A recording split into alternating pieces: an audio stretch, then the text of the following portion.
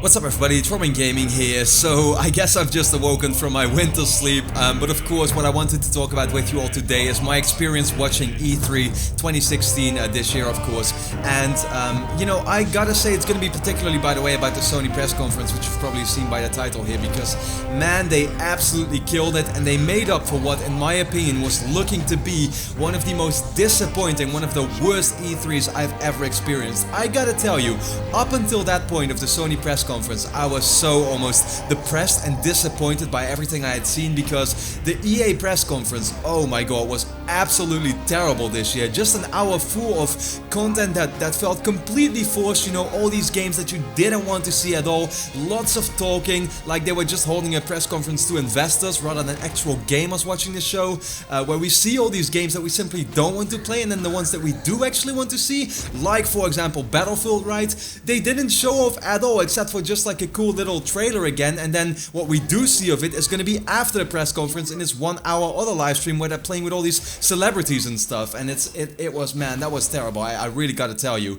Then we had Microsoft, of course, which I guess it was okay. It felt more like a 6 or 7 kind of conference to me, with many games that we already had seen, and in terms of new announcements there really weren't many at all. And then yeah, you know, it just wasn't very impressive. It was a 6 to 7 out of 10 conference to me. Ubisoft was okay, was cool, I guess it had its highlights, also some games where you were once again like, oh, here we go, it's Ubisoft again, making the exact same kind of game that we've played a million times already, with the open world and RPG principles and all these things that they've already done so many times.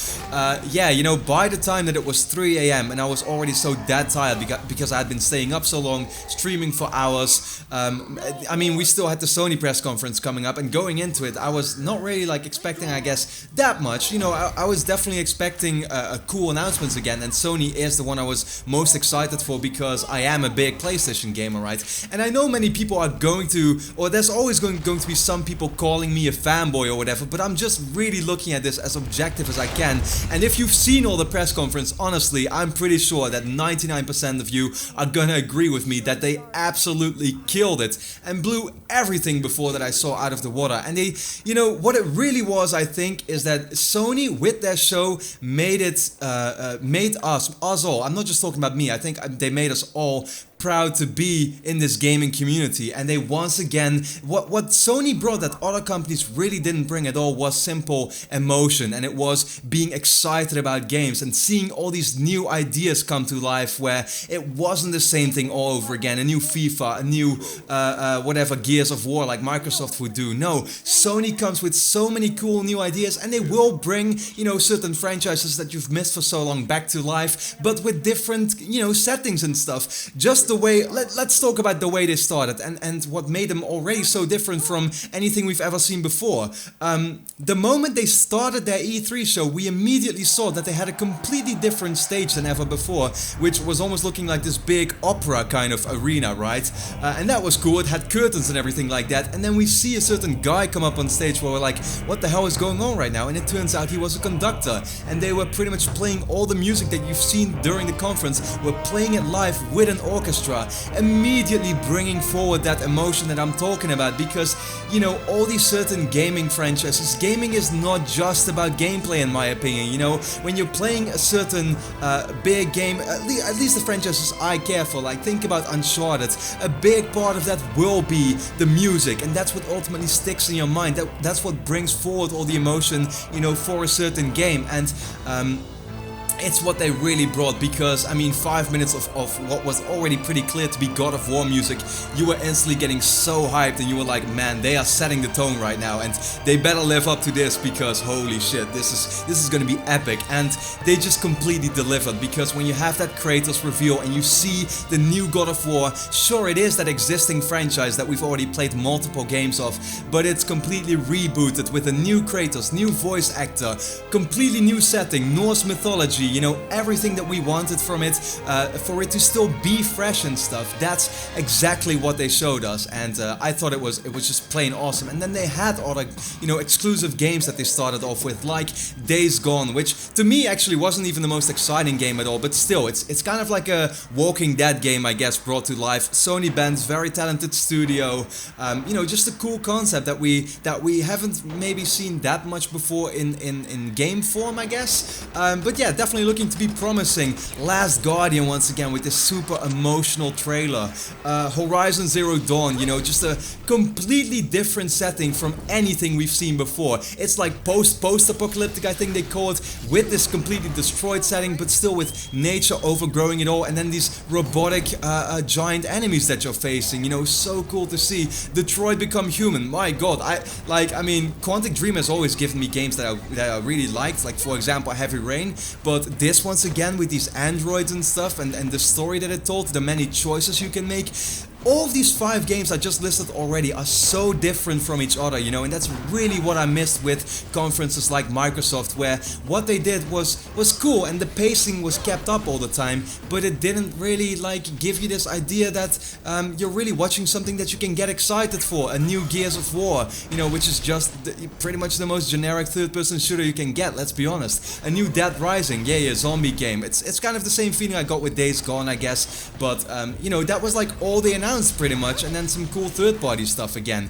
But Sony really, that's always what I've liked about that brand, is they give you these exclusive games that are all so different from each other and that just appeal to you in more than just their gameplay. They appeal to you in terms of their music, the setting they take place in, the story that they tell specifically. Those are the type of games that I love playing, the true experiences, and that's what they delivered on. And it goes to show you that, you know, the minutes that followed, the really like the worst part of the show was VR games and third-party games that you actually like. You know, Batman is coming, Final Fantasy.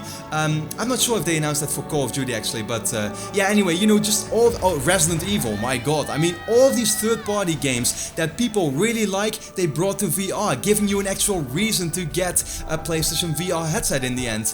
And you know, then I obviously haven't even talked about the major reveal at the end, once again as well, which was Hideo Kojima coming to the stage, a game developer that everybody really respects a lot, and especially me now, having gotten so much into Metal Gear over the past couple of years. It was awesome to see him come up on stage there, and just already, you know, really like coming with this statement, I'm back, you know, he literally said that. Like what, 9 months after he finished Metal Gear Solid 5 The Phantom Pain. He was fired by Konami pretty much, they didn't want him anymore, his games, and so he had his big setbacks, and then he makes that statement that, you know, just 9 months after, he already has formed up his new studio, and not just that, he has stuff to actually show you running real time. And the funny thing and the great thing about the PlayStation community, in my opinion, is we actually get excited about these projects, right?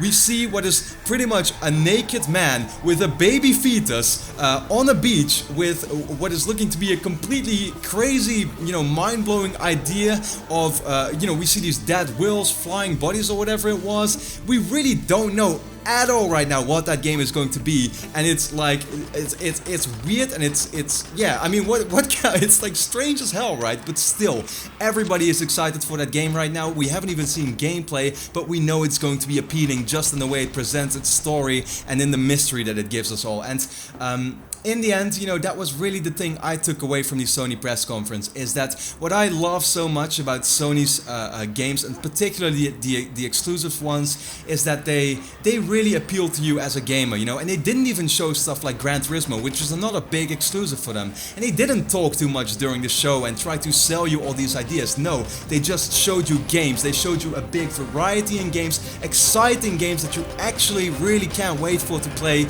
and that are just so different from each other. In the end, the Sony conference to me was like a 9.5 or a 10 out of 10. It might have still missed that like giant name like Red Dead Redemption or The Last of Us 2 or something like that, but what they showed was almost plain perfection in my opinion, and I absolutely can't wait for pretty much every single thing they showed that is coming up on the PS4. So with that being said, I want to know from you all in the comments what you thought of all the press conferences, which was your favorite one, and yeah, what did you overall think this year? So with that being said, thanks a lot for watching, thanks for all your support towards this E3 coverage, it's been amazing. I hope to see you again next time.